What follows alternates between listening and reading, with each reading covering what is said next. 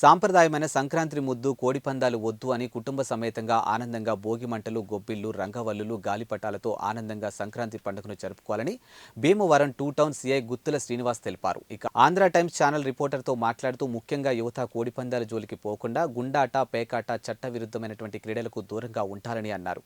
ఇప్పటికే two town ప్రాంగమంతా పోలీసులు నిఘా ఏర్పాటు చేశామని ఇటువంటి చట్ట వ్యతిరేక కార్యకలాపాలు నిర్వహించినా కఠిన చర్యలు తీసుకుంటామని హెచ్చరించారు. ఇక ప్రభుత్వం ప్రోత్సహిస్తున్నటువంటి క్రీడల్లో యువత పాల్గొని క్రీడలు ఆడడం ద్వారా క్రీడా స్ఫూర్తి పెరుగుతుందని అన్నారు. ఇక ప్రతి ఒక్కరూ సంక్రాంతి పండుగ ఆనందంగా నిర్వహించుకోవాలని ప్రజలందరికీ సంక్రాంతి శుభాకాంక్షలు తెలియజేశారు.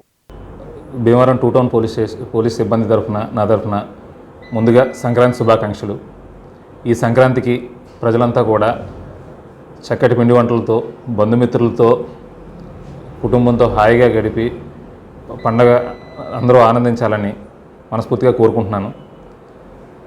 కాకపోతే మన సంక్రాంతి పండుగ అంటే ముఖ్యంగా ఆంధ్రప్రదేశ్లోనూ గోదావరి జిల్లాలో బాగా ఫేమస్ అని చెప్తారు. ఈ గోదావరి జిల్లాలోనూ భీమవరంలో సంక్రాంతి వేడుకలు చాలా అద్భుతంగా చేస్తారని అందరికీ తెలిసిన విషయమే.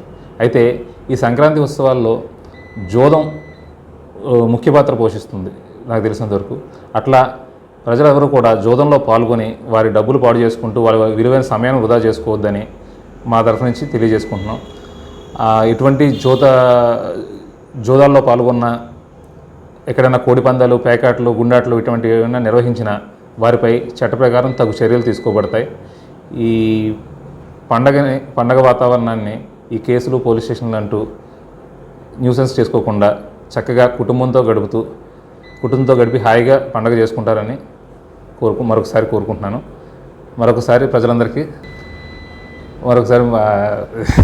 మరో మాట, జోదం వద్దు, ఆటల ముద్దు, చక్కగా ముగ్గుల పోటీలు ఆటల పోటీలతో పిల్లపాపలతో హాయిగా ఈ సంక్రాంతి పండుగను ప్రజలందరూ జరుపుకోవాలని కోరుకుంటూ సెలవు తీసుకుంటున్నాను.